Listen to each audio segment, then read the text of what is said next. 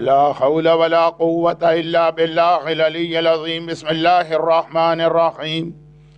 الحمد لله الملك الحق المبين، والصلاة والسلام على سيد المرسلين أبي القاسم محمد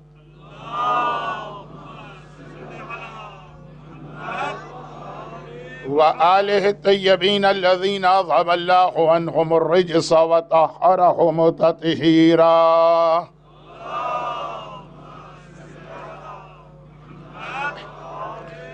سيما على الإمام المنتظر عجل اللهم له الفرج ولعنة الله على أعدائهم أجمعين. أما بعد، فقد قال الله عز وجل في كتابه المبين وقرآنه المجيد: بسم الله الرحمن الرحيم. ربنا لا تؤاخذنا إن نسينا أو أخطأنا ربنا ولا تحمل علينا إصرا كما حملته على الذين من قبلنا ربنا ولا تحمل ما لا طاقة لنا به واعف عنا واغفر لنا وارحمنا أنت مولانا فانصرنا على القوم الكافرين.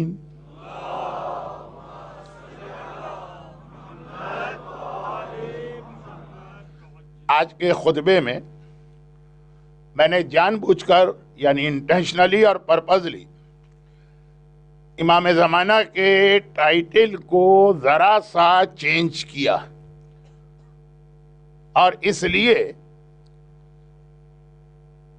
کہ یہ جس طرح سے آج میں نے تلاوت کی اس میں ایک بہت اہم میسج ہمارے اور آپ کے لیے ہے، وہ شاید آج کی مجلس کے آخر میں آئے یا کل سے وہ بیان شروع ہوگا۔ یہ یاد رکھیے گا کہ معراج کے سفر میں جس کا بنیادی مقصد لِنُرِيَهُ مِنْ آیاتنا، ہم اپنے بندے کو اس لیے آسمان پہ لے گئے کہ اسے اپنی نشانی دکھانا چاہتے ہیں۔ وَأَنَا آیَةُ اللَّهِ الْكُبْرَى، اور پھر مولا کا یہ فرمان کہ وہ سب سے بڑی نشانی تو میں ہوں۔ معراج کے سفر میں اصل مقصد ولایت کا اعلان تھا، لیکن خالی مولا کی ولایت نہیں، بلکہ وہاں سے لے کے زمانے کے امام تک کا تذکرہ ہوا، بلکہ آخری زمانے کے حالات کیا ہوں گے، سائنس جسٹ بیفور ظہور۔ یہ ایک ایسا سبجیکٹ ہے یا ایک ایسا ٹاپک ہے جس پر ائمہ طاہرین کے بہت سارے خطبات ہمارے پاس ہیں۔ اگرچہ عام مسلمانوں کے پاس بھی اس حوالے سے پیغمبر کی بہت ساری حدیثیں ہیں، لیکن جتنا ہمارے ائمہ نے ہم کو بتایا، لیکن اس میں سب سے پہلا خطبہ یا سب سے پہلی حدیث جس میں آخری زمانے کے حالات بیان کرنا شروع ہوئے، وہ معراج کی رات پروردگار نے اپنے حبیب کے ذریعے ہم تک پہنچائی۔ معراج ابھی تو اسلام کا جسٹ بگننگ، اسلام سے مطلب وہ آدم سے لے کے حضرت عیسیٰ والا نہیں، بلکہ جو پیغمبر کے آنے کے بعد جس انداز سے پیغام آیا، ابھی تو جسٹ بگننگ ہے۔ ابھی تو پہلے امام کا بھی اناؤنسمنٹ نہیں ہوا، ابھی تو غدیر خم کا واقعہ بھی نہیں ہوا، ابھی تو دین آنا بھی شروع نہیں ہوا ہے، صرف عقیدے کی بات ہے، اور وہ عقیدے بھی ابھی کمپلیٹ نہیں ہوئے۔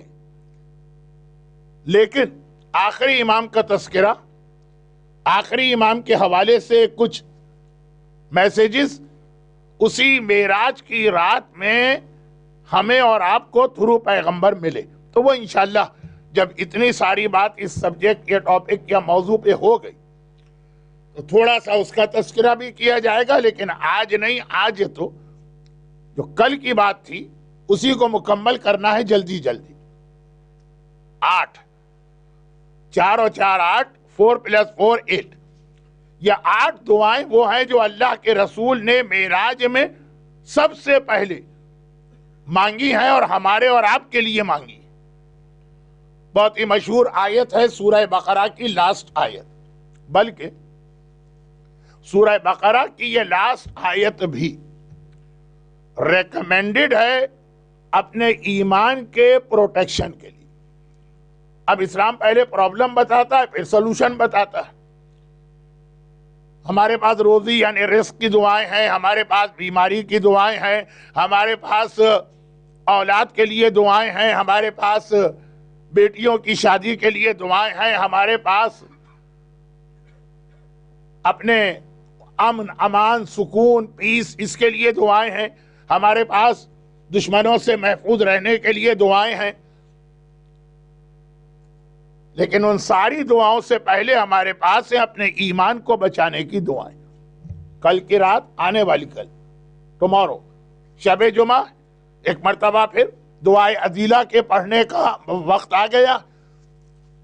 تو ایمان کو بچانے والی جو دعائیں ہیں، جس میں سے ایک کا تذکرہ لاسٹ شب جمعہ ہوا، یا مقلب القلوب ثبت قلبی علی دینک، ان میں سے ون آف دا دعا سورہ بقرہ کی لاسٹ آیت کی تلاوت. کل کی رات، آنے والے کل کی رات باب الحوائج کی رات ہے. تو باب الحوائج کی رات میں عموماً جب بھی باب الحوائج کے مصائب کی رات آتی ہے، میں تھوڑا سا دعاؤں کا تذکرہ کرتا ہوں. بعض مومنین نے بعض پرابلمز کے لیے دعاؤں کے لیے سوال بھی کیا، تو 2-3 بہت ہی مختصر دعائیں کل کی مجلس میں بیان بھی کی جائیں گی. لیکن وہاں تک جانے کے لیے دعا، پہلے پیغمبر کی دعا کو سمجھنا ہے تو 4 اور 4 8 باتیں پیغمبر کی اس دعا میں شامل ہیں جو اب تو قرآن کی آیت بن گئی. نسیان، خطا، اسر، طاقت، عفو، غفران، رحمت، نصرت. میں عام طور پہ اتنی ڈیفیکلٹ اردو نہیں بولتا ہوں، لیکن ابھی صرف یہ سمرائز کرنے کے لیے یہ 8 چیزیں اللہ کے رسول نے معراج کی رات مانگی، اور مانگی تو بہت ساری ہیں. پہلی دعا، پیغمبر جب اللہ سے اتنے ڈسٹینس پہ رہ گئے، اب یہ تو عقیدے کے اعتبار سے بھی غلط ہے، لیکن جلدی جلدی جو قرآن کی آیت ہے اسی کا ٹرانسلیشن پڑھتے ہوئے فَكَانَ قَابَ قَوْسَيْنِ اور ادنا، جب اتنے قریب آ گئے تو 4 دعائیں پہلے، 4 دعائیں بعد میں.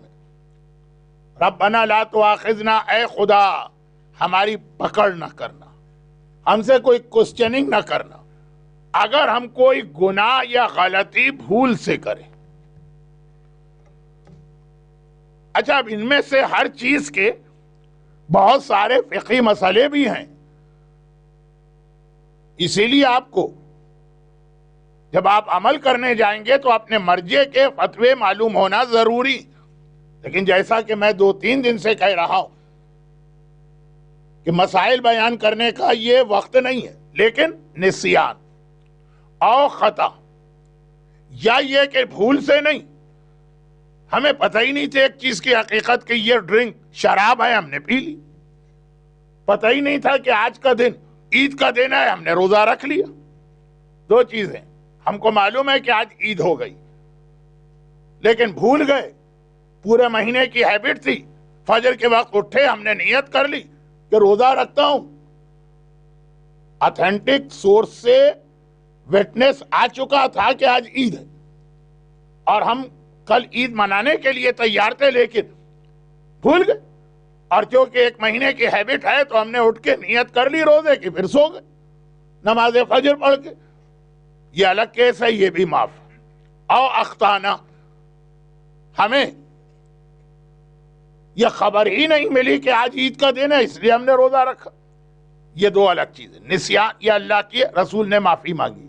خطا، اللہ کے رسول نے معافی مانگی، اپنے لیے نہیں، نعوذ باللہ، ہمارے اور آپ کے لیے. اور یہاں پر پھر معصوم نے ایک دوسری حدیث میں، یہ تو آیت ہے اور آیت کا انٹرپریٹیشن میں حدیث چل رہی، معصوم نے ایک اور حدیث میں رفع القلم عن 9 گناہگار تو نہیں کہیں گے، 9 آدمیوں پہ سے اللہ نے شریعت کے واجبات و حرام اٹھا لیے. ان پہ نہ شریعت کے واجبات ہیں نہ حرام. کچھ پہ پرماننٹ، کچھ پہ ٹیمپریری. بات بہت لمبی ہو رہی ہے لیکن وہ ایک الگ حدیث ہے. وہی شب معراج سے کنیکشن ملایا امام نے. کیا کہہ کے کنیکشن ملایا؟ امام نے کہا کہ قرآن میں 8 باتیں ہیں جو ہمارے جد نے اللہ کی بارگاہ میں دعا کی، لیکن اس رات کو پروردگار نے مزید یہ باتیں بھی بیان کی جو آیت میں نہیں آئیں. یہ بہت ہی انٹرسٹنگ اپنی جگہ سبجیکٹ ہے جو الحمدللہ شیعت میں نہیں، کہ ہم وداؤٹ حدیث قرآن کو نہیں سمجھ سکتے. لیکن غیر شیعہ حضرات میں ایسے گروپس ہیں جو کہتے ہیں کہ حدیث کی ضرورت نہیں ہے، لیکن ہمارے یہاں بھی یہ چیز آگے چل کے آئے گی. یہ یاد رکھیے گا، یہ چیز ہمارے یہاں پلانٹ کی جائے گی. بھائی میں ان بزرگوں سے سوال کرتا ہوں، بزرگ سے مطلب یہ ہے کہ جو میری ایج سے کم کے، لیکن بہرحال ہمارے یوتھ کے اعتبار سے وہ بزرگ ہیں. ہوں گے اس مجمع میں بھی بہت سارے سینئر سٹیزن جو فری پاس پہ سارا دن بسوں میں بیٹھ کے برمنگم گھوم کے آتے ہوں گے. تو میں ایک مرتبہ سوال کرتا ہوں کہ آپ نے اپنے بچپن اور جوانی میں کبھی سوچا ہوگا کہ دعائے کمیل کو یہ کہہ کر مسجدوں اور امام باڑوں سے نکالا جائے کہ اس کی روایت بہت ویک ہے؟ دعائے کمیل کی میں بات کر رہا ہوں کیونکہ اسٹیجز میں کام آگے بڑھ رہا، آہستہ آہستہ کیلکولیٹڈ پلاننگ کے تحت. پہلے حدیث کتاب پہ اعتراض ہوا، پھر دعائے توسل پہ اعتراض ہوا، پھر زیارت عاشورہ کے اس ٹکڑے پر اعتراض ہوا، پوری زیارت پہ نہیں، اس کا وہ پارٹ جس میں 100 مرتبہ لعنت ہے اس پہ اعتراض ہوا، پھر پوری زیارت عاشورہ اس پر اعتراض ہوا. اس کے بعد آپ رہتے ویسٹ میں ہیں لیکن چند چیزیں ایسی جو ابھی تک آپ کے ہاں نہیں پہنچی دارالسلام میں پہنچ چکی. میں وہاں بھی پڑھ کے آیا تھا اشرا، تو وہاں مجھے پتا چلا. ابھی بہت زیادہ پبلک میں نہیں آئی. تو اب یہ سلسلہ آگے بڑھ رہا ہے دعائے کمیل. نعوذ باللہ نعوذ باللہ نعوذ باللہ. یہ جملہ میں اپنے سو کالڈ ریسرچ اسکالرز کا کہہ رہا ہوں کہ کیا نانسنس دعا آپ لوگ پڑھتے ہیں، اس کی کوئی اتھینٹسٹی نہیں، کوئی اس کی کوئی راوی کوئی روایت موجود نہیں. دعائے کمیل. اب وہ دن آپ یاد کیجئے کہ کیسا ہوگا جس دن شب جمعہ آئے گی اور آپ کی مسجدوں اور امام باڑوں میں دعائے کمیل نہیں پڑھی جائے گی. سلسلہ آگے بڑھا، رکا نہیں ہے ابھی، اور آگے بڑھا سلسلہ. شب قدر کے اعمال، اسپیشلی عمل قرآن، کہ قرآن سامنے کھول کے یہ دعا پڑھو اور سر پہ رکھ کے یہ دعا پڑھو. کہا کہ یہ کہاں سے آئی، کیا اس کی حدیث؟ صرف اتنا لکھ دیا کہ ایک راوی کہتا ہے کہ امام نے یہ فرمایا. کون راوی ہے، اس کا چین کیا ہے نیریٹرز کا غلط سب. یہ شب قدر کے اعمال اسلام نے بتا ہی نہیں. بس شب قدر ہے، اپنی اون لینگویج میں اپنی بھاشا میں اللہ سے جو دعائیں کرنا ہے کرو. لیکن یہ اعمال شب قدر سارے کے سارے فرام 2 رکعت نماز with 7 قل هو اللہ سے لے کے اینڈ تک سارے کے سارے غلط ہیں، نان سینس ہیں، اسپیشلی عمل قرآن. اب ذرا سوچی کہ آپ تو ایسی مسجد، آپ تو ایسا امام باڑہ، آپ تو ایسا ماہ رمضان سوچ بھی نہیں سکتے جو آئے گا اور اعمال شب قدر نہیں ہوں گے، عمل قرآن نہیں ہوگا. لیکن کیا آج سے 20 سال پہلے آپ سوچ سکتے تھے کہ اس طرح دعائے توسل اور زیارت عاشورہ کو ہمارے یہاں سے نکال دیا جائے گا؟ نکل گئی بہت سی جگہوں پہ. آج کل اس عمل کو نہیں کیا جاتا. حج پورا عرفات کا دن دعاؤں کا دن، اور خاص طور پہ امام حسین کی وہ دعا جسے ماسٹر پیس دعا کہا جاتا، کا ٹوٹلی رانگ. کوئی اس کی روایت ثابت نہیں. عرفات کا دن دعائیں پڑھنے کا دن کوئی تھوڑی ہے. عرفات کا دن دعائیں مانگنے کا دن ہے. دیکھیں 2 لفظ ہیں، اور میں اس کی ڈیٹیل میں آج اس لیے نہیں جا رہا ہوں کہ میں نے ایک لفظ یا ایک اناؤنسمنٹ مجلس کے شروع میں کر دیا کہ دعا کے حوالے سے ہم کل بات کریں گے، آج نہیں. یہ پہلے کہہ چکا ہوں، مگر یہ 2 الگ الگ لفظ ہیں، دعا پڑھنا، دعا کرنا. خیر اب یہ بات تو انشاءاللہ کل ہوگی. آج بھی ایک لفظ ایسا آنے والا ہے جس میں میں نے بڑی کوشش کی کہ انگریزی کی صحیح ورڈنگ مجھے ملے، نہیں ملی. میں اردو میں ہی پڑھوں گا، وہ بھی اسی سے ملتی جلتی بات ہے. تو اب یہ ساری چیزیں آج آپ کہہ رہے ہیں کہ ہم سوچ بھی نہیں سکتے کہ کبھی ایسا ماحول بنے گا. لیکن اگر آج آپ کے وہ بزرگ آ جائیں جنہوں نے آج سے 50 سال پہلے دارالسلام میں یا ممباسا میں یا نیروبی میں یا لنڈی میں یا کمپالا میں مسجدوں کے اندر وہ سارے اعمال دیکھے جو آج ویک حدیث کہہ کے نکال دیے گئے۔ اب میں یہاں پہ ایک بات اور عرض کر دوں، کل میں نے کہا تھا کہ میرے پاس ایک سوال ذرا لیٹ آیا، وہ سوال میری مجلس سے ریلیٹڈ تھا، ذرا سا لیٹ آیا اور میں نے اس کا جواب نہیں دیا اور آج بھی نہیں دے رہا ہوں، لیکن اس میں ایک بہت ہی جو ہمارے ہاں فیمس حدیث ہے اس کے حوالے سے ایک کوئسچن کیا گیا ہے کہ کیا یہ حدیث غلط نہیں لگ رہی ہے۔ انہوں نے اردو کا ایک بہت ہی مشکل لفظ استعمال کیا، کیا یہ حدیث من گھڑت نہیں لگ رہی، جیسے کسی آدمی نے اپنے من سے کوئی چیز بنا کے حدیث کے نام سے پیش کر دی۔ حدیث بہت مشہور ہے، ہمارے ہاں بہت زیادہ رائج ہے، لیکن چونکہ بات کہیں اور چلی جائے گی، سبجیکٹ چینج ہو جائے گا، صرف اس کا یہ سوال کا صرف ایک جملہ کہ یہ حدیث ہمیں من گھڑت لگ رہی۔ اب یہ جو انہوں نے کہا اس لیے کہ حدیث میں کوئی ایک ایسی بات تھی جو ان کی سمجھ میں نہیں آئی۔ سوال بہت ہی پولائٹ وے میں، بہت ہی پروٹوکول کا خیال کرتے ہوئے، عزت اور احترام اور رسپیکٹ مینٹین کرتے ہوئے پوچھا گیا، لیکن وہی بات ابھی چل رہی، دعائے کمیل، زیارت عاشورہ، شب قدر کے اعمال، عمل قرآن، عرفات کی دعائیں، کہ ان میں سے کوئی چیز بھی اتھینٹک نہیں، حدیثوں پہ اعتراض ہو رہا، اور پھر یہ سلسلہ آگے بڑھے گا۔ عالم اسلام میں مسلمانوں کے پاس ایک ایسا اسکول آف تھاٹ ہے، ایک بھی نہیں کئی، جو کہتے ہیں اونلی قرآن، آج بھی کہتے ہیں حدیث نہیں، اور دو اعتبار سے حدیث پہ اٹیک کرتے ہیں۔ ایک تو یہ کہ اللہ کا رسول just like a normal human being, جو وہ کہتے ہیں اس کا کوئی تعلق خدا سے نہیں ہوتا، صرف پیغمبر کا اتنا کلام جو قرآن کے نام سے ہے وہ تو اتھینٹک ہے، باقی just like a normal being, normal human being. ایک تو یہ اعتراض حدیث پہ کہ پیغمبر کا اسٹیٹس ہی کیا ہے، نعوذ باللہ من ذالک، لیکن کیونکہ یہ میرا نہ سبجیکٹ ہوتا ہے نہ آج سبجیکٹ ہے، پھر میں نے اتنی لمبی بات کیوں کر دی؟ ابھی سنیے، آخر میں جہاں میں پہنچ رہا ہوں بالکل اختتام پر۔ اور ایک اعتراض یہ ہوتا ہے کہ نہیں بھائی، رسول ان کی رسپیکٹ ہے، وَمَا يَنْطِقُ عَنِ الْهَوَىٰ إِنْ هُوَ إِلَّا وَحْيٌ يُوحَىٰ، رسول کا ہر حکم ماننا اسی طرح سے واجب جیسے قرآن۔ وہ کہتے ہیں نہیں، ہم رسول کے اسٹیٹس کو مانتے ہیں، مگر چونکہ ہمارے پاس اسٹرانگ اور ویک دونوں ٹائپ کی حدیثیں، رسول اللہ کی حدیث بھی ہے اور مین میڈ گھر کے اندر بنائی بھی حدیث بھی ہے، تو ہم کنفیوز ہو جاتے ہیں۔ اس کنفیوژن سے بچنے کے لیے ہم حدیثوں کو چھوڑ دیتے ہیں۔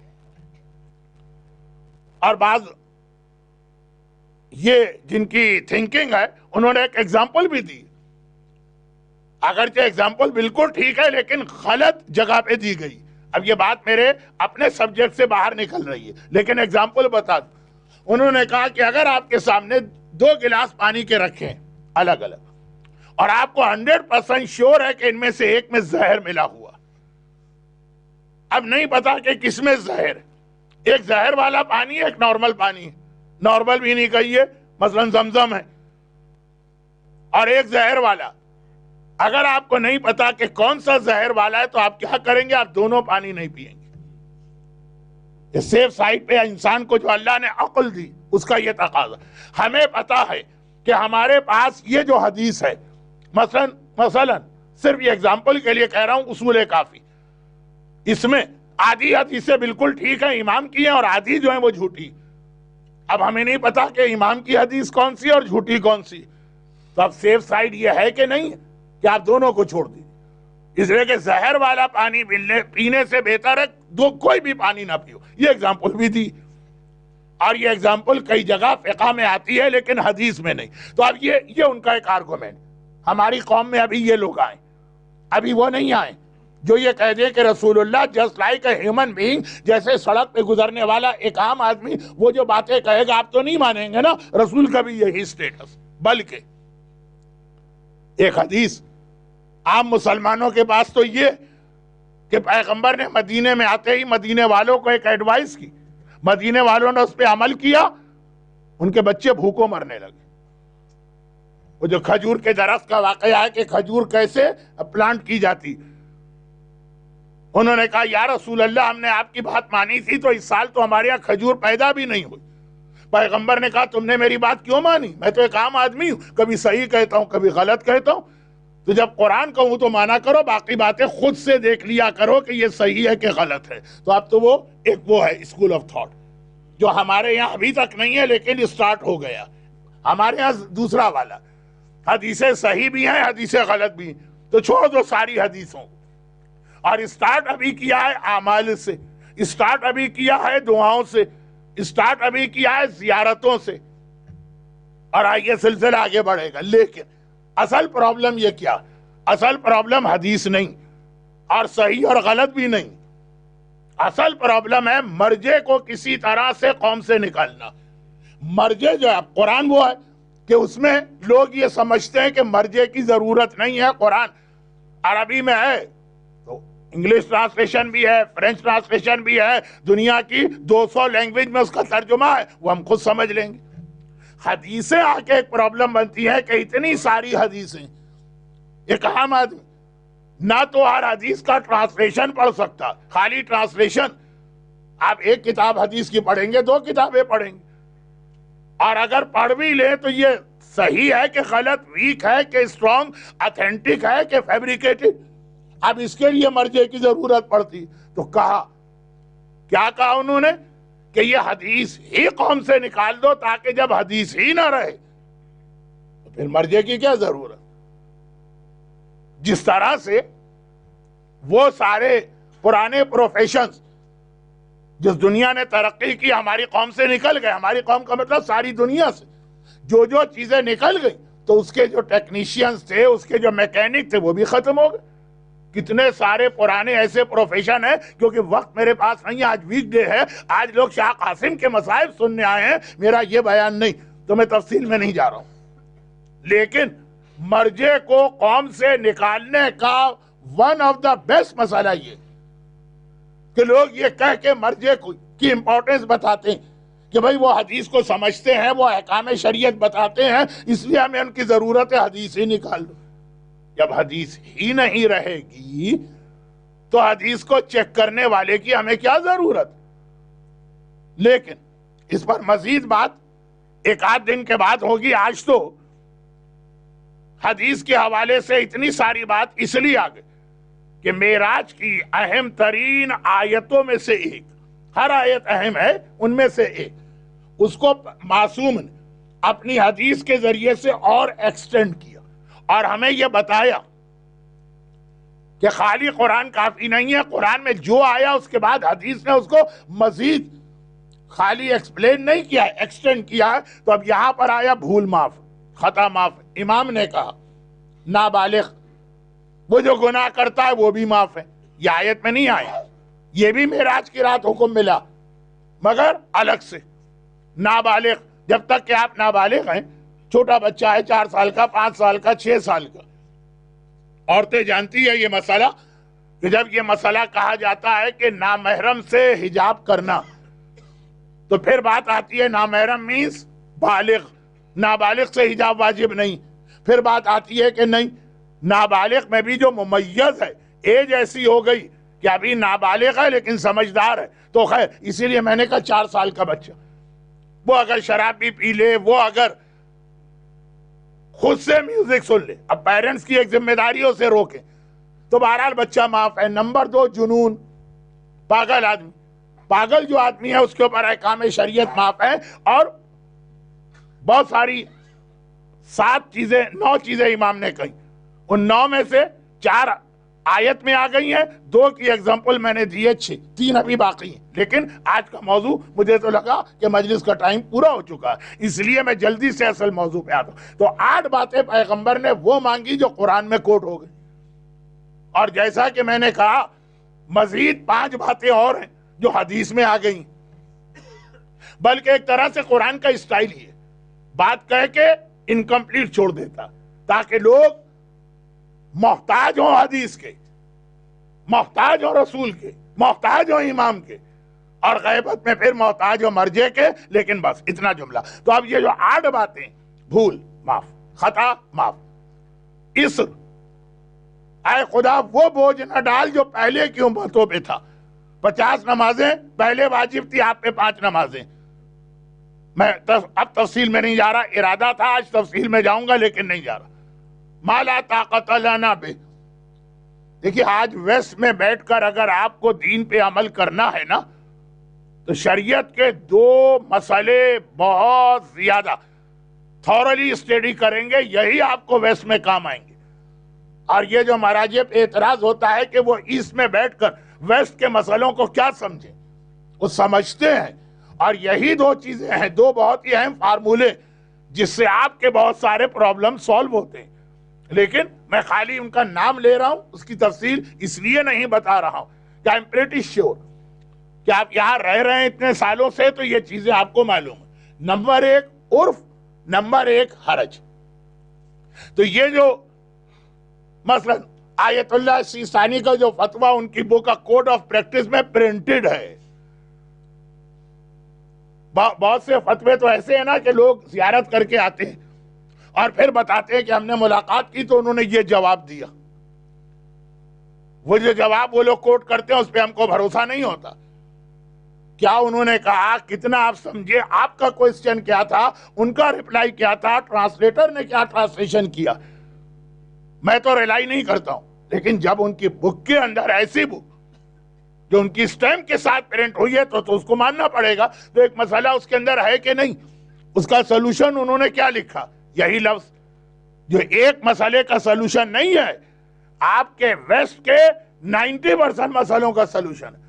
اسٹوڈنٹ لکھتا ہے کہ میرا فائنل ایگزام ہے اس سال اور بہت ٹف میری اسٹڈی ہے اور حج بھی مجھ پر واجب ہو گیا، یا رمضان کا روزہ بھی ہے اسی دن یہ ایگزام آ رہے ہیں، میں یہ دونوں کو ایک ساتھ نہیں کر سکتا ہوں.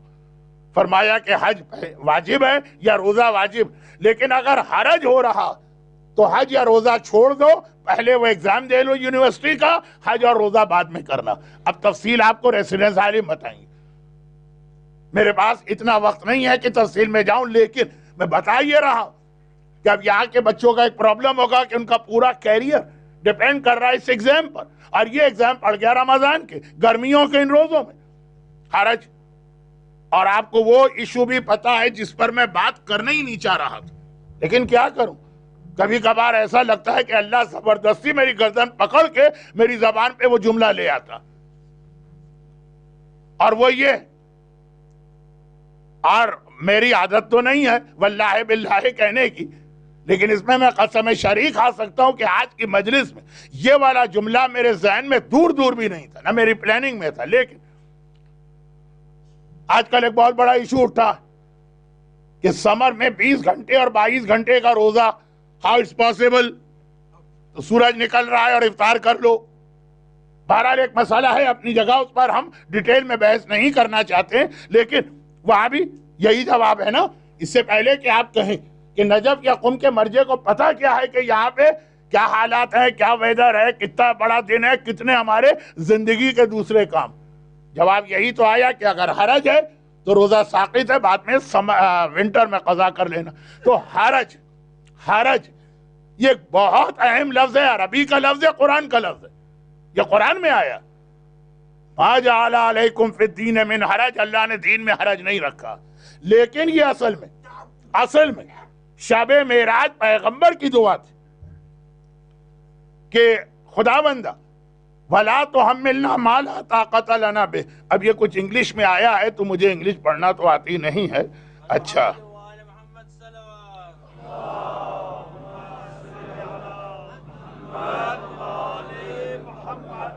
لیکن اچھی انگلش میں لکھا ہے، جیسے پاکستان میں ہمارے ڈاکٹر لکھتے ہیں اس طرح کی رائٹنگ نہیں ہے.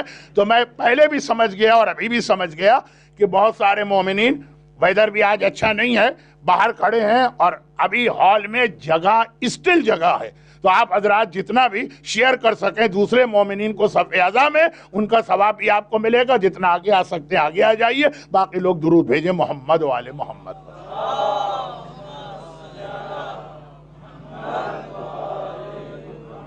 حرج وَلَا تُحَمِّلْنَا مَا لَا طَاقَةَ لَنَا بِهِ. یہ جو آپ کے یونیورسٹی کے ایگزام ہے، یہ جو آپ کا 22 گھنٹے کا روزہ، یہ جو بعض کیسز میں لیڈیز کا حجاب ہے، میں ایگزامپل بھی نہیں دے رہا ہوں کہ کہیں لوگ غلط مسئلے پہ عمل نہ کر لیں، لیکن ایک صرف شب معراج کے حوالے سے ایک کنسیپٹ کلیئر کرنا، یہ پیغمبر کی دعا جو پیغمبر نے آپ کے لیے مانگی، پیغمبر نے اپنے لیے نہیں مانگی. پیغمبر کو کبھی 22 گھنٹے کا روزہ رکھنے کی ضرورت ہی نہیں پڑی.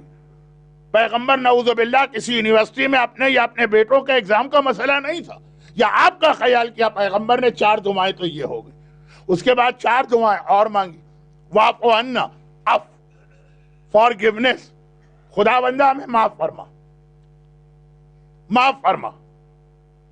اس لیے کہ اللہ کا نظام یہ تھا، یہ ہسٹری ہے. بھائی حضرت ابراہیم بھی بڑے قابل احترام نبی، حضرت موسیٰ کا اسٹیٹس بھی بہت ہائی. اللہ کے انبیاء سے ذرا بھی کوئی دشمنی رکھے یا ان کے ریسپیکٹ کرے تو یہ گناہ کبیرہ. سارے کے سارے اہم ترین انبیاء، لیکن ان کے قوم میں کیا تھا کہ اگر گناہ کر لیا، گناہ کی معافی نہیں تھی، معافی نہیں تھی گناہ کی. یاد رکھیے کہ جسے آپ ایکن ایز گرانٹیڈ آج کل لیتے ہیں، بھائی بڑے سے بڑا گناہ کر لو، توبہ کر لو، معاف ہو جائے گا. یہ کس کے صدقے میں ہے، یہ کس کے طفیل میں ہے، یہ کس کی برکت ہے، یہ کس نے آپ کے لیے شب معراج فیسیلیٹی لی. پہلے معافی نہیں تھی.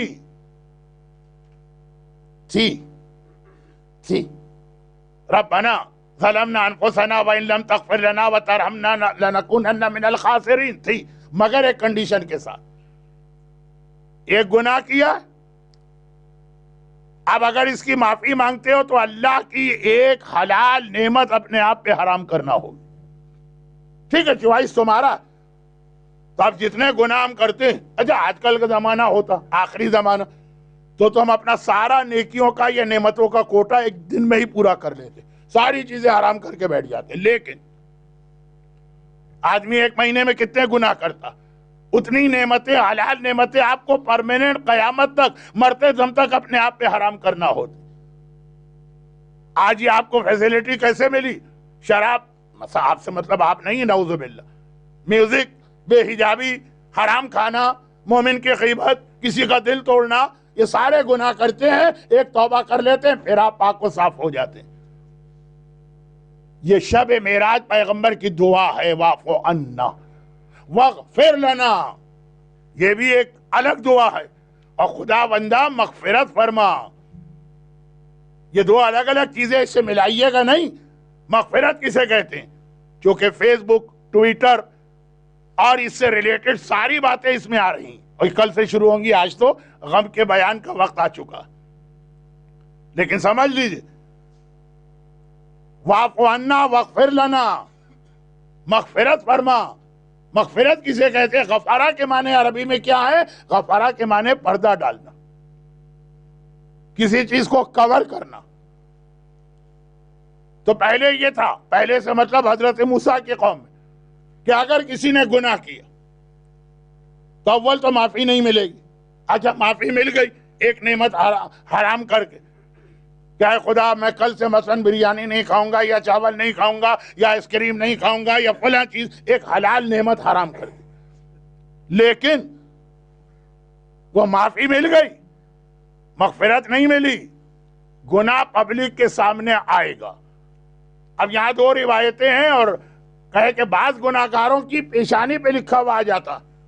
اب وہ صبح گھر سے باہر نکلے، جہاں جہاں جا رہے سب ان کو دیکھ رہے، لکھا ہوا ہے کہ اس نے رات کو شراب پی، باقاعدہ پیشانی پہ لکھا ہوا آ رہا. اچھا اب یہ آج کی دنیا میں یہ ساری باتیں سمجھنا کتنا آسان.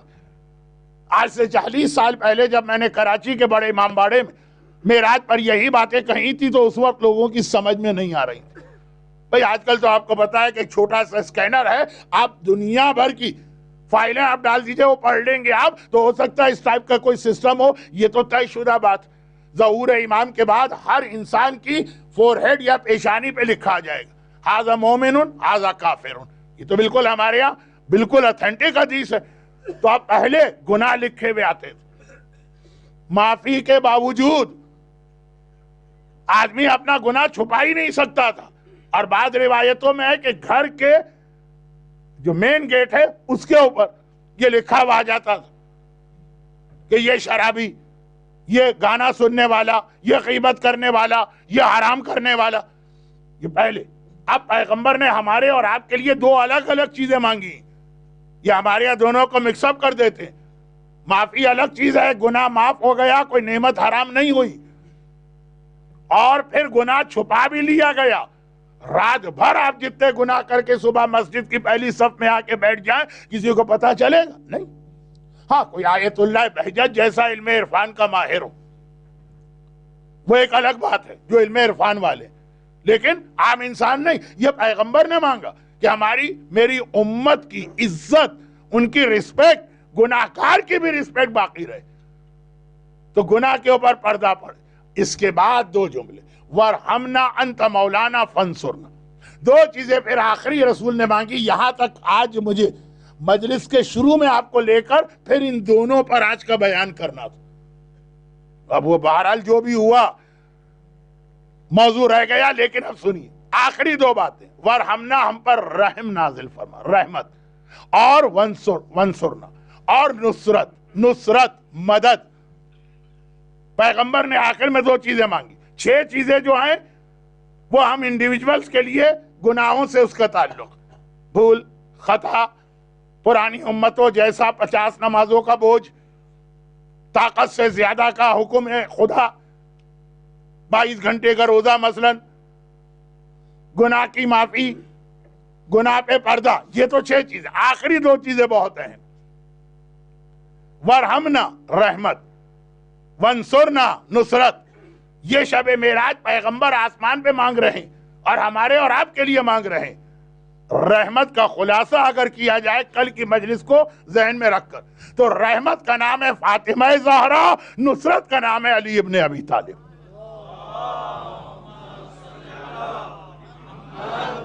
میں نے 6 دن آپ کے سامنے دلیلیں دی ہے نا. رحمت، پیغمبر ہماری اور آپ کی عام بیٹیوں کو رحمت قرار دے رہے ہیں. یہ تو فاطمہ ہیں. جب ہر آدمی کی بیٹی اس کے لیے رحمت ہے، تو رسول اللہ کی بیٹی رسول کے لیے کیسے رحمت نہ بنے گی؟ اور جو رسول کے لیے رحمت ہے وہ پوری امت کے لیے رحمت. تو شب معراج پیغمبر کی لاسٹ 2 دعائیں، مجھے رحمت چاہیے. تحفہ معراج فاطمہ ہے. رحمت ملی فاطمہ کی شکل میں، پیغمبر کو ملی، لیکن فاطمہ کا بینیفٹ ہمیں اور آپ کو مل رہا. یہ روایت آپ ہر سال 20 جمادی الثانی کو سنتے ہیں کہ جب پیغمبر نے شہزادی کی ولادت کے موقع پر، شہزادی کی ولادت سے پہلے، جنم سے پہلے، برتھ سے پہلے کا واقعہ تو آپ پڑھتے ہیں کہ حضرت خدیجہ اکیلی تھی، عرب کی کوئی عورت ان کی مدد کو نہیں آ رہی تھی. پھر آسیہ اور حوا اور وہ سارا واقعہ. جیسے ہی شہزادی دنیا میں آئی، وہ فجر کا وقت تھا. سارے مسلمان جو اس وقت مکے میں تھے بہت ہی لیمیٹڈ تھے اور بہت ہی زیادہ اس وقت انڈر ٹارچر تھے، تقیہ کے عالم میں تھے.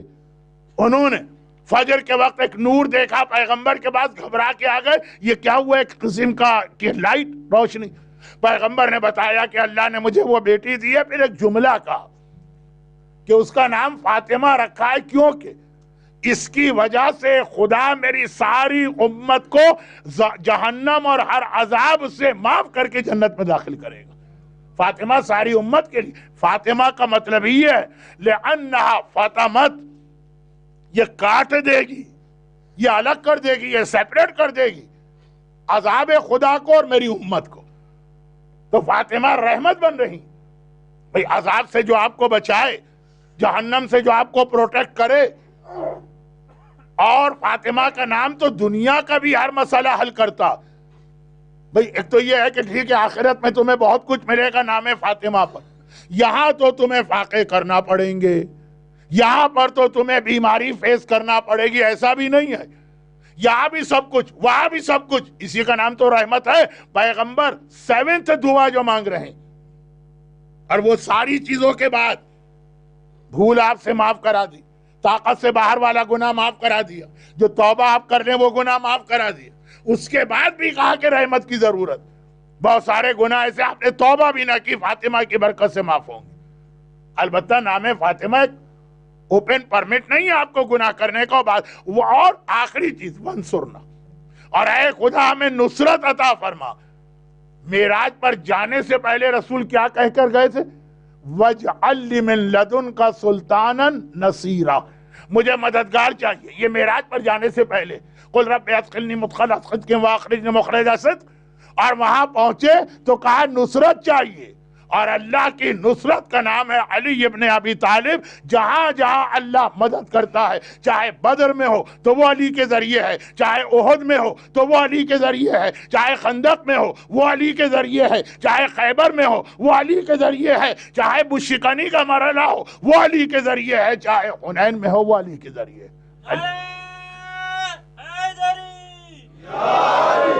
علی کا دوسرا نام ہے نصرت، فاطمہ کا دوسرا نام ہے رحمت. تو آخری دعا جو پیغمبر نے ربنا لا تؤاخذنا ان نسینا او اخطانا ربنا ولا تحمل علينا اصرا كما حملته على الذين من قبلنا ربنا ولا تحملنا ما لا طاقة لنا به واعف عنا واغفر لنا وارحمنا. فاطمہ دے انت مولانا، تو ہمارا مولا ہے، فانصرنا. علی کی شکل میں ہمیں نصرت دے. علی اور فاطمہ معراج کے دو خصوصی تحفے ملے. ایک کا کام ہے ہم کو رحمت دینا، ایک کا کام ہے دنیا کی ہر مشکل میں ہمارے مسئلے کو حل کرنا، مدد کرنا. پیغمبر نے خالی اپنے لیے نہیں مانگا، آپ کے لیے بھی مانگا. اسی لیے ہمارے علی کو مشکل کشا کہتے ہیں. اب میں ایک جملہ کہہ دوں تو آپ سمجھ جائیں گے کہ اتنی ساری گفتگو کل کیسے آگے بڑھے گی. اور عباس اسے کہتے ہیں جو بالکل علی کی طرح سے اوروں کا نہیں، حسین کا مددگار بنتا ہے. لیکن یہ بات کل ہوگی. فانصرنا، فاطمہ رحمت لائیں. لیکن اب یہاں پہ ایک بات بہت جلدی نہیں، بہت زیادہ وقت گزر گیا، انشاءاللہ کل. لیکن ایک جملہ صرف. البتہ رحمت کا کنسپٹ کچھ اور ہے. آپ شراب پیے جائیں وہاں سے معافی آتی جائے، یہ ہمیشہ رحمت نہیں. آپ نمازیں قضا کرتے رہے وہاں سے ہمیشہ معافی آتی رہے، یہ رحمت کا کنسپٹ نہیں.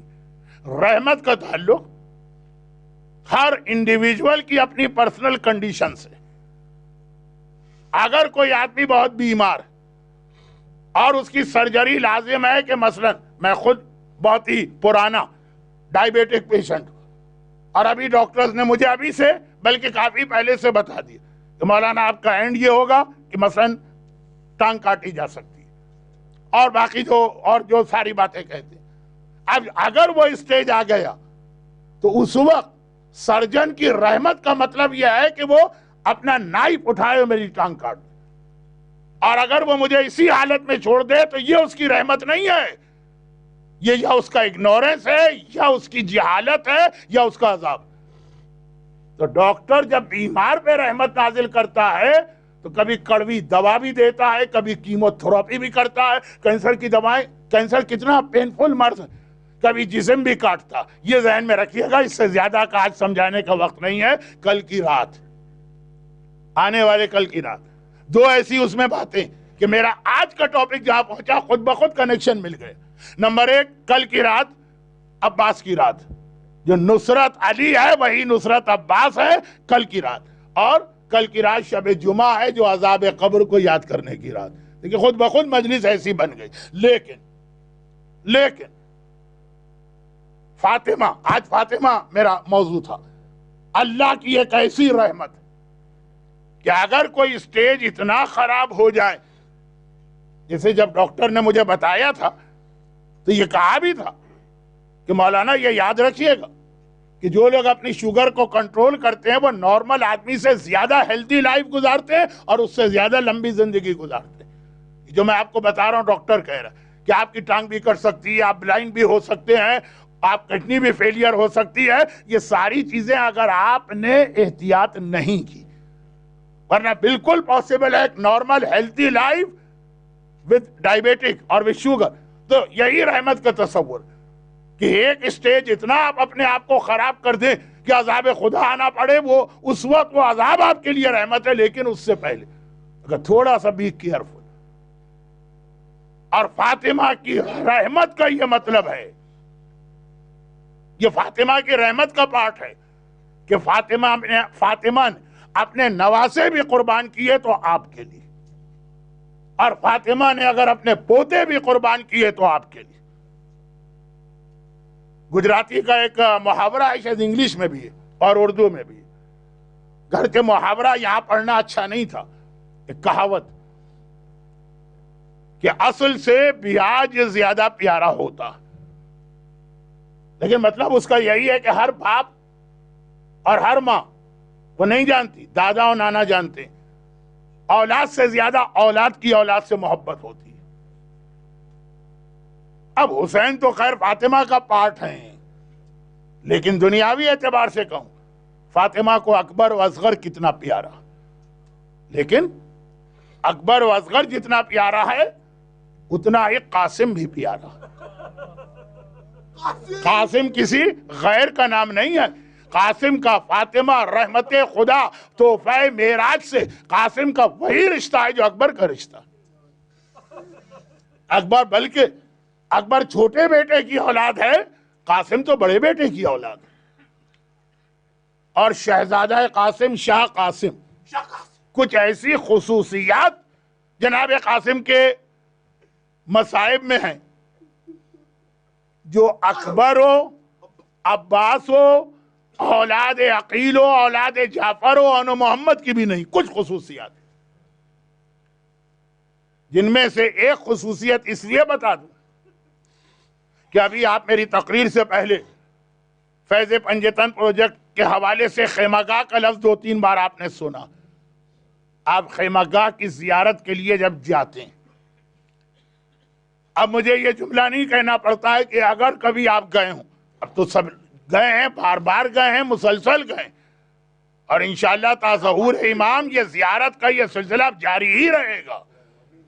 اب متوکل اور صدام نہیں آئیں گے، یہ سلسلہ جاری ہی رہے گا۔ تو خیمہ گاہ کے اندر جب آپ زیارت کے لیے جاتے ہیں تو یہی تو بتایا جاتا ہے کہ یہ وہ جگہ ہے جہاں اہل حرم کے خیمے تھے، اصحاب کے خیمے باہر تھے، اصحاب کے خیمے اور سیدانیوں کے یا بیویوں کے خیمے، ان دونوں کا بارڈر عباس علمدار کا خیمہ تھا کہ عباس دیوڑی پر حفاظت کے لیے ان کا خیمہ لگا، پہلا خیمہ۔ عباس کے خیمے کے باہر اصحاب ہے، عباس کے خیمے کے اندر پھر باقی تمام ان میں آپ نے خیمے دیکھیں، حضرت عباس تو خیر پہرے دار کے طور پر ہیں، لیکن باقی جتنے خیمے صرف اور اونلی ام فروہ اور قاسم کا خیمہ ہے جو بالکل الگ اسپیشل طریقے سے باقی خیموں سے ہٹ کے۔ اگر آپ خیمہ گاہ کی زیارت کیے ہوئے ہیں اور آپ کو وہ نقشہ اب تک یاد ہے، میپ، ام لیلہ کا خیمہ، رباب کا خیمہ، زینب کا خیمہ، سجاد کا خیمہ، حسین کا خیمہ، وہ سب ایک چھت کے نیچے انڈر ون روف۔ قاسم کا خیمہ ایسا ہے جو خاص طور پہ ان تمام خیموں سے ہٹ کے الگ تھا، اور جیسا کہ 1 نہیں، 2 نہیں، 5 نہیں، 100 نہیں، 500 نہیں، 1000 نہیں، ہزاروں کا تجربہ کہ بیٹیوں کی شادی کے لیے وہاں کی دعا، اور اگر کوئی شادی شدہ ہے تو اولاد کے لیے وہاں کی دعا۔ خاص ام فروہ کے اصل میں تو ام فروہ کا خیمہ تھا، خاص ام فروہ کے لیے یہ خیمہ لگایا گیا، اور آج بھی کتنے ہی لوگوں کا تجربہ۔ اب اگلا جملہ کہیں توہین نہ بن رہی ہو، لیکن یہ توہین نہیں ہے، یہ ایک فیکٹ ہے۔ کل کی مجلس میں بھی آنے والے، کل ایک ایسا جملہ آنے والا کہ ہم لوگ اسے توہین سمجھتے ہیں، آقا حسین نے کہا یہ توہین نہیں ہے، میری انسلٹ نہیں ہے، یہ فیکٹ ہے۔ اور آج بیٹیوں کی شادیاں اور اولاد نہ ہو تو اولاد، جو دعا خانہ کعبہ کا پردہ پکڑ کے قبول نہیں ہوئی، جنت البقیع میں قبول نہیں ہوئی۔ میں نے کہا نا بہت ڈرتے ڈرتے بات کر رہا ہوں، توہین نہ بن جائے۔ کربلا میں آقا حسین کا قبہ جس کے لیے اللہ کا وعدہ ہے اور دعا قبول ہے، جو وہاں قبول نہ ہوئی، یا قبول ہو گئی لیکن ٹائم لگا نتیجہ آنے میں، وہ اس خیمے کے اندر فوراً نتیجہ لے کے آئی، اتنے جلدی قبول۔ وہ لفظ غلط میں نے کہا کہ کعبے میں قبول نہیں، قبول ہو گئی لیکن ایک ٹائم تھا۔ جیسے راہب نے اولاد مانگی، رسول نے کہا کہ ابھی یہ ٹائم نہیں ہے، قبول نہیں ہوگی، حسین نے فوراً دے دی اولاد، ٹھیک ہے نا؟ اسی طرح سے بہت ڈرتے ڈرتے مجھے یہ باتیں بیان کرنا، ام فروا کا خیمہ۔ اور ایک آخری بات، یعنی جو میں مصائب کے آخر میں پڑھوں گا، ایک وہ بات، دو چیزیں ایسی شہزادہ قاسم کے مصائب میں علی اکبر و علی اصغر و عباس سے بھی مختلف نظر آ رہی۔ شہزادہ قاسم کی ولادت کے موقع پہ ان کی ماں ام فروا نے خواب دیکھا۔ ایک خود جب آقا حسین کی ولادت ہوئی تھی تو ام ایمن نے خواب دیکھا تھا جو پریشان ہو گئی تھی، ڈر رہی تھی، گھبرا گئی تھی، کسی کو بتا بھی نہیں رہی تھی۔ وہ آپ سنتے ہیں 3 شعبان کو، ایک جناب قاسم کی ولادت میں ام فروا نے خواب دیکھا جس سے پریشان ہو گئی۔ جناب عباس کی ولادت میں ایسا خواب نہیں آیا، اکبر کی ولادت میں ایسا خواب نہیں آیا۔ اب بیٹا پیدا ہوا، ہر ماں کو خوشی ہوتی، ام فروا کو بھی خوش ہونا چاہیے۔ جناب زینب نے دیکھا کہ میری بھاوج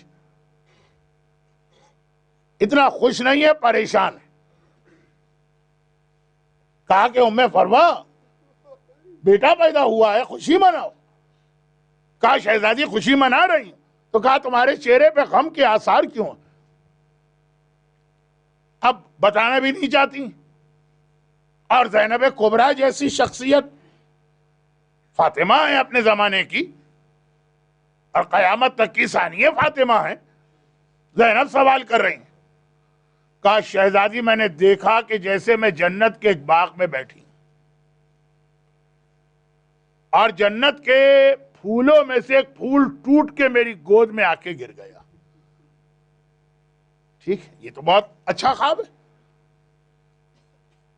ماں پریگننٹ ہے اور بالکل آخری دن ہے اور یہ منظر دیکھا جنت کے پھول۔ میں نے دیکھا میرے قریب سے میرا آقا حسین گزر رہا ہے، جنت گود میں جنت کا پھول ہے، میں نے اٹھا کے یہ پھول آقا حسین کو دیا۔ آقا کے ہاتھوں میں یہ پھول جیسے ہی گیا، یہ پھول ٹوٹ گیا، اس کی پتیاں بکھر گئیں، یہ ٹکڑے ٹکڑے ہو گیا۔ شہزادی میری سمجھ میں نہیں آتا ہے جنت کا یہ پھول ٹکڑے ٹکڑے کیسے ہوا، اس کا کیا میسج اور کیا پیغام؟ زینب کبریٰ تو جانتی تھی بہت ساری باتوں کو، کہا فرما یہ میں ایک ماں کو نہیں بتا سکتی ہوں، ایک ماں کو میں نہیں بتا سکتی ہوں کہ اس خواب کا مطلب کیا ہے۔ اتنا کہہ سکتی ہوں کہ فی الحال پریشان نہ ہو، تم زندہ بھی ہوگی اور تم خود دیکھ لو گی کہ اس خواب کا مطلب کیا۔ البتہ ایک جملہ میری جانب سے ابھی سے سن لیجئے، آخر کا جملہ، کہ ابھی ام فروا جس پھول کو ٹوٹتے بکھرتے ٹکڑے ٹکڑے ہوتا دیکھ کے پریشان ہیں، جب واقعاً یہ پھول زمین کربلا میں ٹکڑے ٹکڑے ہوگا تو شکر کا پہلا سجدہ یہی ام فروا کرے گی۔ پہلا سجدہ شکرانہ ام فروا انجام دیں گی۔ ام فروا نے قاسم کی ولادت کے موقع پہ یہ خواب دیکھا، شہزادی نے تسلی دی، ام فروا خاموش۔ اور پھر ام فروا کے سامنے ایک عورت کی زندگی کا جو سب سے ٹریجک وقت آتا ہے وہ آ گئے۔ سہاگ گزر رہا ہے، 7 سفر یا 28 سفر کی رات ہے، ام فروا کے سامنے آقا حسن مجتبیٰ کا کلیجہ ٹکڑے ٹکڑے ہو کر تشت میں گر رہا ہے۔ زینب و کلثوم تو بھائی کے سرانے بیٹھی ہیں، ام فروا شوہر کے پائنتی کھڑی۔ ایک مرتبہ اشارے سے آقا حسن کلیجہ ٹکڑے ٹکڑے ہے، بولا نہیں جا رہا، اشارے سے بلایا اور کہا کہ ام فروا میرے قاسم کو لے کے آؤ۔ قاسم برابر کے حجرے میں سو رہے تھے، کیا 1-2 سال کی ایج ہوگی، اس سے بھی کم۔ ام فروا گود میں سوتے ہوئے بچے کو لے کے آئیں، امام حسن نے اپنے بازو پہ بندھے ہوئے تعویذ کی جانب اشارہ کیا، کہا کہ اسے کھولو اور میرے قاسم کے یہ تعویذ پہنا دو۔ اور دیکھو ام فروا، یہ تعویذ کبھی نہیں کھولنا۔ جب میرا بیٹا کسی بہت بڑی مصیبت و پریشانی میں مبتلا ہو جائے تب یہ تعویذ کھول کے دیکھنا۔ ام فروا نے وہ تعویذ قاسم کے بدن کے ساتھ باندھ دیا، اور جب قاسم بڑا ہوا تو قاسم کے بازو پہ باندھا، مگر جب تک حسین مدینے میں رہے ام فروا کو کبھی ضرورت نہ پڑی یہ تعویذ کھولنے کی، یہاں تک کہ یہ قافلہ کربلا پہنچ گیا۔ بات کو مختصر کرتا ہوں، اب ماتم کی راتیں ہیں، آپ کو ماتم زیادہ کرنا ہے، بیان مختصر۔ یہاں تک کہ شب عاشور بھی آ گئی۔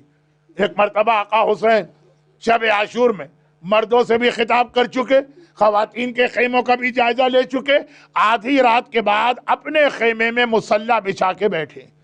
یہ رات کیوں مانگی تھی؟ اللہ سے راز و نیاز کرنا، عبادت کرنا۔ حسین عبادت میں ہیں، آنکھیں بند ہیں، ہاتھ بلند ہیں، آسمان کو دیکھ رہے، ایسا لگا کوئی میرے قریب آ کے بیٹھا۔ حسین نے آنکھیں کھول کے دیکھا، 13 برس کا میرا بھتیجا قاسم میرے پہلو میں بیٹھا۔ ایک بار حسین کہتے ہیں قاسم بیٹا اس وقت یہاں کیوں آ گیا؟ آدھی رات کا وقت ہے، کربلا کا جنگل ہے، ماں کے پاس جا کے بیٹھ، تیری ماں اکیلے ہوگی۔ قاسم نے کہا چچا مجھے تو میری ماں نے ہی آپ کے پاس بھجوایا ہے، میں اماں فروا کے پاس تھا، انہوں نے مجھے بھجوایا، اور یہ کہہ کے بھجوایا تھا کہ قاسم بیٹا تو بہت کم سن بھی ہے اور میں تیری ماں غیر سیدانی بھی ہوں، کل ایسا نہ ہو دشمنوں کے تیر و تلوار دیکھ کے ڈر جائے اور میدان سے پیچھے ہٹائے تو جا کے آقا سے اتنا پوچھا کل کے شہیدوں میں تیرا نام ہے کہ نہیں ہے۔ چچا بس اتنا بتا دیجئے کل کے شہیدوں میں میرا نام ہے کہ نہیں۔ ایک بار آقا حسین قاسم کے بدن کو سونگھتے ہیں اور کہتے ہیں قاسم بیٹا تجھ میں سے مجھے اپنے بھائی حسن کی خوشبو آ رہی ہے، ہائے میرا بھائی حسن اگر آج ہوتا تو دیکھتا کہ اس کا حسین کس طرح سے نرغہ آدھا دشمنوں کے درمیان گھر گیا۔ حسین تو حسن کو یاد کر رہے ہیں اور قاسم بے چین ہو کر کہہ رہے چچا آپ نے میرے سوال کا جواب نہیں دیا۔ حسین نے دوبارہ کہا قاسم تجھ میں سے مجھے بھیا حسن کی خوشبو آ رہی ہے۔ ایک بار قاسم کی آنکھوں میں آنسو آ گئے، کہا چچا میں سمجھ گیا کل کے شہیدوں میں میرا نام نہیں ہے، تبھی آپ مجھے جواب نہیں دے رہے۔ حسین نے ایک مرتبہ کہا قاسم بیٹا یہ بھی پتا ہے کہ موت کسے کہتے ہیں؟ کیف عندک الموت، موت کیسی ہوتی ہے؟ ایک بار وہ ہاشمی شہزادہ کہتا احلی من العسل، چچا شہد سے زیادہ میٹھی اور خوشگوار، لیکن آپ نے میرے سوال کا جواب نہیں دیا۔ بس ایک بار حسین نے کہا قاسم تو اس لیے آ کے یہ سوال کر رہا ہے کہ کم سن ہے؟ ارے کل کے شہیدوں میں تو تیرے چھوٹے بھائی علی اصغر کا نام بھی شامل ہے۔ بھائی اتنا سننا تھا۔ حسن کا لال جوش میں آ کے کھڑا ہوا، ایسی انگڑائی لی کہ بند قبا ٹوٹنے لگے۔ چچا یہ ظالم و بے حیا فوج ہمارے خیموں میں آ کے اصغر کو شہید کرے گی۔ حسین کیسے بتائے قاسم بیٹا اصغر خیمے میں نہیں مارا جائے گا، اصغر تو تیرے چچا کی آغوش میں 3 بھال کے تیر کا نشانہ بنے گا۔ بات مختصر کروں، اگلا دن آ گیا، عاشور کی صبح آ گئی، جب کسی شہید کا لاشا آتا ہے ایک بار ام فروا گھبرا کے کہتی ہیں میرا قاسم اب تک زندہ، میرا قاسم اب تک زندہ۔ جب کبھی قاسم ماں کے پاس آئے ایک بار ماں کہتی ہے قاسم اب تک زندہ، لیکن جب اون و محمد کے لاشے آ گئے، اب جو قاسم آئے تو ماں نے کچھ نہیں کہا، انتہائی ناراضگی کے عالم میں منہ پھیر لیا۔ قاسم تڑپ گئے، اماں تو مجھ سے ناراض ہے؟ کہا قاسم بیٹا تیری ماں کے لیے کتنا مشکل یہ وقت ہے، میری شہزادی زینب کے لال مارے گئے اور میرا بیٹا اب تک زندہ رہا، اون و محمد کا غلام تو اب تک زندہ رہا۔ قاسم نے ہاتھ جوڑے کہا اماں ناراض نہ ہونا، کسی سے بھی پوچھ لے، بار بار چچا کے پاس جاتا ہوں چچا مجھے مرنے کی اجازت دے دو، اور چچا ایک ہی جملہ کہتا ہے قاسم تو میرے بھائی حسن کی نشانی ہے، تجھے کیسے مقتل میں جانے دوں؟ اماں چچا سے اجازت تو دلوا دے، پھر دیکھ تیرا قاسم کیسا جہاد کرتا۔ زینب ام فروا اپنی جگہ سے کھڑی ہوئی، زینب اور سیدھی زینب کے پاس آئیں. تاریخ میں لکھا، اصل میں آج کی مجلس کا یہ موضوع تھا لیکن موضوع کل بنے گا. تاریخ میں لکھا ام فروا، اتنی حیا والی اور شرم والی بی بی کا نام، اس زندگی میں کبھی ڈائریکٹ امام حسین سے بات بھی نہیں کی. جب بات ہوتی ہے زینب کبریٰ کے تھرو ہوتی ہے. آ جاتی ہے اور آنے کے بعد کہتی شہزادی زینب آپ مجھ سے ایک سوال اکثر کرتی، اور خاص طور پر میرے آقا حسن کی شہادت کے بعد. زینب یہ سوال ام فروا سے بہت کرتی تھی. کیا سوال؟ کہتی تھی فروا سارے عرب کی عورتیں میرے پاس اپنی حاجتیں لے کے آتی، میں سب کے لیے دعا کرتی، مجھے بڑی خواہش ہے کبھی میرے بھائی حسن کی بیوہ بھی مجھ سے کچھ مانگے، تو نے آج تک مجھ سے کچھ نہیں مانگا. اور تو کہہ دیتی تھی کہ شہزادی آپ کے گھر میں جو رہتا اسے ضرورت کیا ہے مانگنے کی. لیکن ام فروا کہہ رہی ہیں شہزادی آج آپ کی کنیز آپ کے دروازے پر سوالی بن کے آئی، ایک سوال ہے، ایک حاجت ہے میری. زینب تو خوشی سے کھل اٹھی.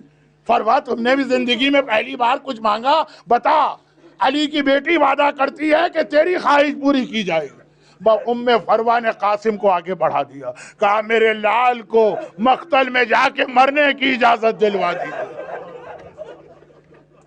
ہائے زینب، فروا تو نے مانگا بھی زینب سے تو کیا مانگا؟ فضا کے ذریعے حسین کو بلوایا، حسین آئے، زینب کیا بات ہے؟ کہا بھیا قاسم کو مقتل میں جانے کی اجازت دے دے. حسین نے کہا زینب بھائی حسن مجھے بھی یاد ہے تمہیں بھی یاد ہے، بھائی حسن کی نشانی کو مقتل میں بھیج رہی ہے. زینب نے کہا بھیا کیا کروں، ام فروا سے وعدہ کر چکی ہوں، بس یہ خواہش پورے فرما. حسین نے کہا زینب تو نے وعدہ کیا تو ٹھیک ہے، قاسم بیٹا مقتل میں چلنے کی تیاری کر. بس ایک بار ام فروا نے کہا شہزادی ذرا ایک لمحے کے لیے ٹھہر جائیے، میں ابھی آتی ہوں. یہ کہہ کر اپنے خیمے میں گئی. کون سا خیمہ؟ خدا آپ کو ایک مرتبہ پھر جب کربلا لے جائے گا وہی خیمہ جو جناب فروا کا ہے. گئیں، وہاں سامان رکھا تھا، صندوق. باہر آئیں، ہاتھ میں ایک امامہ زینب کبریٰ کے حوالے کیا. شہزادی یہ میرے آقا حسن مجتبیٰ کا امامہ ہے، میرا دل چاہتا ہے میرا آقا حسین اپنے ہاتھوں میرے لال کو حسن مجتبیٰ کا امامہ پہنا کر حسن کی شبیہ بنا کر مقتل میں بھیجو.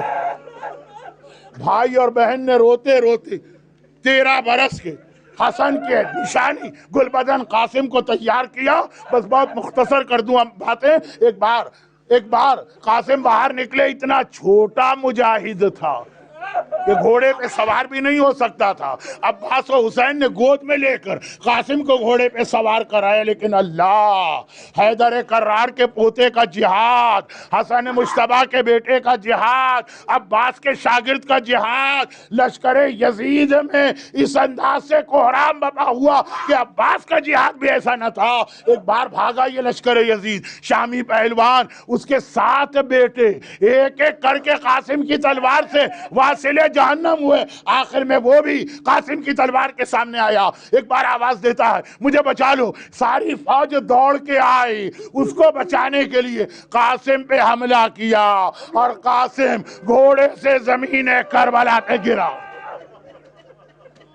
2 بہت اہم جملے ہیں یہاں پہ، 2 بہت اہم جملے. پہلا جملہ میرے مرحوم استاد مولانا جوہر صاحب قبلہ کا، وہ کہتے ہیں کربلا کے جتنے شہید ہیں مصیبتوں میں حسین کے ساتھ تھے، مگر ایک مصیبت ایسی جس میں صرف قاسم نے چچا کا ساتھ دیا، کسی اور شہید پر یہ مصیبت نہیں آئی، اور وہ ہے بدن پامال ہونا. یا حسین کا لاشا پامال ہوا یا قاسم کا بدن پامال ہوا، باقی اور کسی کا بدن پامال نہیں ہوا. لیکن میرے استاد کہتے تھے یہاں بھی ایک فرق ہے.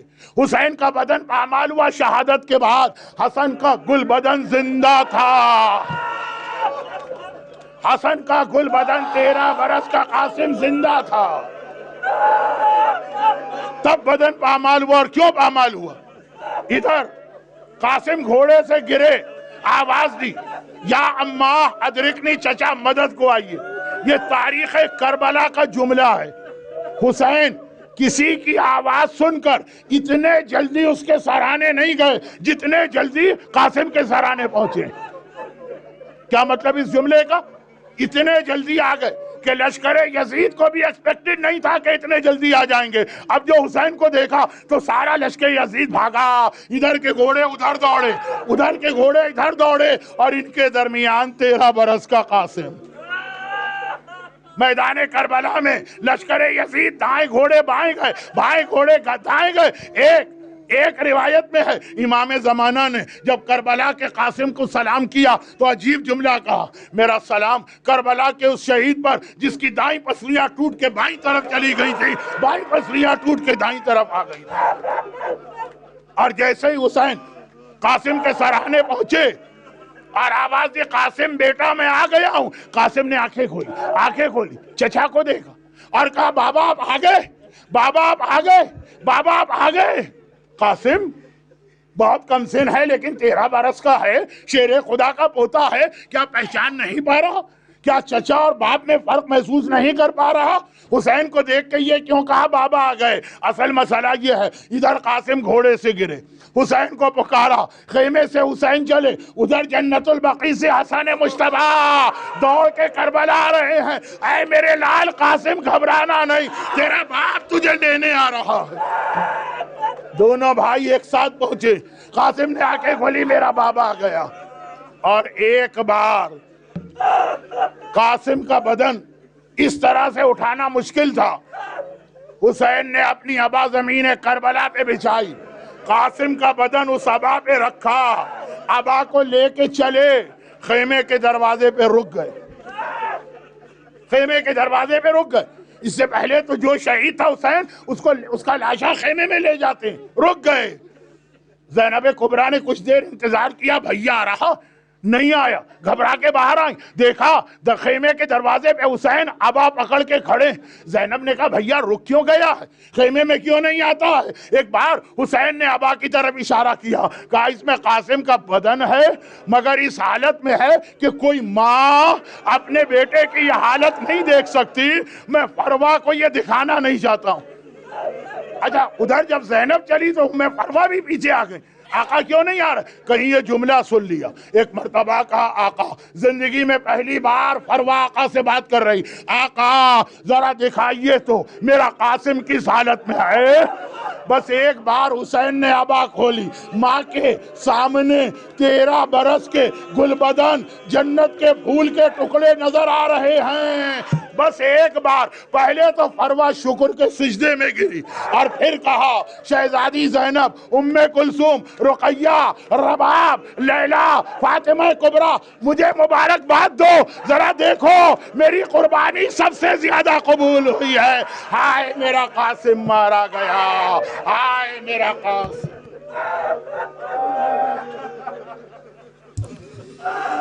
بھول شبیر یہ رن میں روکے, میرے قاسم کا سراپا آیا. بھولے شبیر یہ رن میں روکے,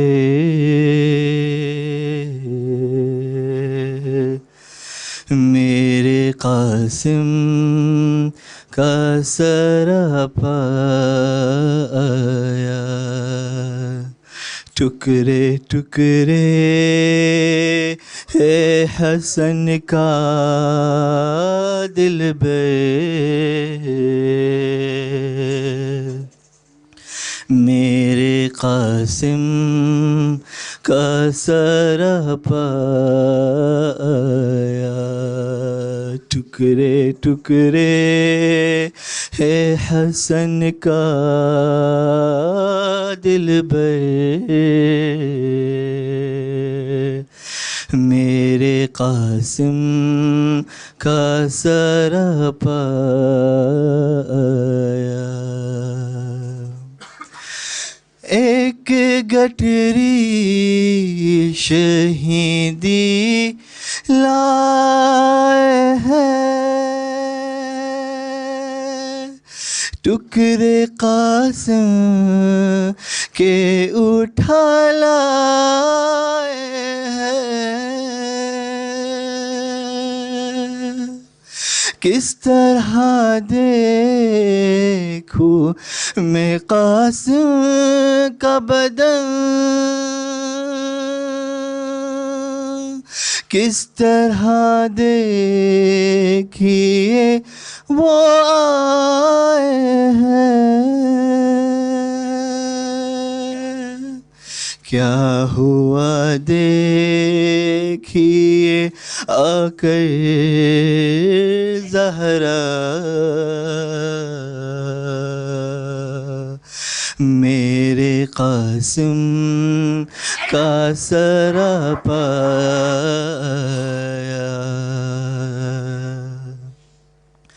لائے شبیر در خیمہ جب، رو کے آواز دیا او زینب، اپنے بھائی کی نشانی لایا، سجدہ شکر بجاؤ زینب، ام فروا کو سنبھالو بہنا، میرے قاسم کا سراپا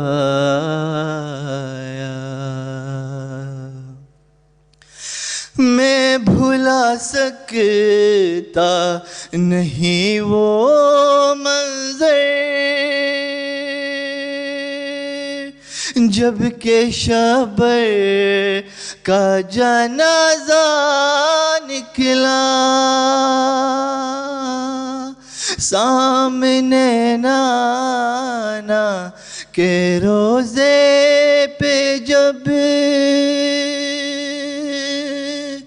تیر کی چھاؤں میں لاشا نکلا، آؤ بھائی ذرا دیکھو آ کر میرے قاسم کا سراپا،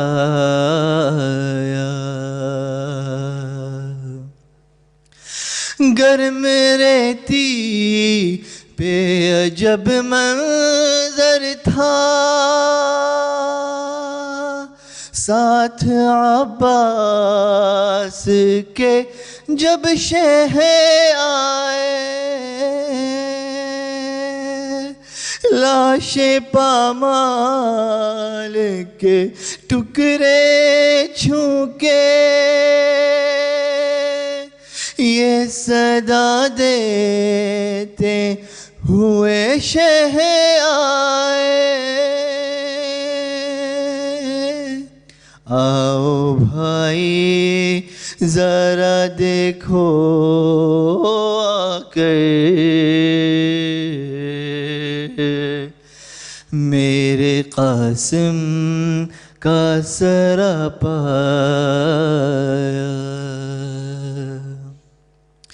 لٹ گئی کرب و بلا کے رن میں تیرے شبر کی کمائی اماں، بعد مرنے کے بھی کام آئی ہے، تیرے شبر کی کمائی اماں، کہتے ہیں خاک پہ شہ رو رو کر میرے قاسم کا سراپا، کربلا تیری زمیں کو ہے سلام، سن لے نقوی کا تو بس یہ پیغام، دل تڑپ جاتا ہے دم گھٹتا ہے، جب بھی پڑھتا ہوں میں قاسم پہ سلام، اب بھی آتی ہے صدا کانوں میں، میرے قاسم کا سراپا آیا، بولے شبیر یہ رن میں رو کر، میرے قاسم کا سراپا آیا، ٹکڑے ٹکڑے ہے حسن کا دل بھر، میرے قاسم کا سراپا آیا، قاسم نوشاد کا لاتے ہے لاشا حسین، قاسم نوشاد کا لاتے ہے لاشا حسین، پیٹو سر لے ازا لاتے ہے لاشا حسین، قاسم نوشاد کا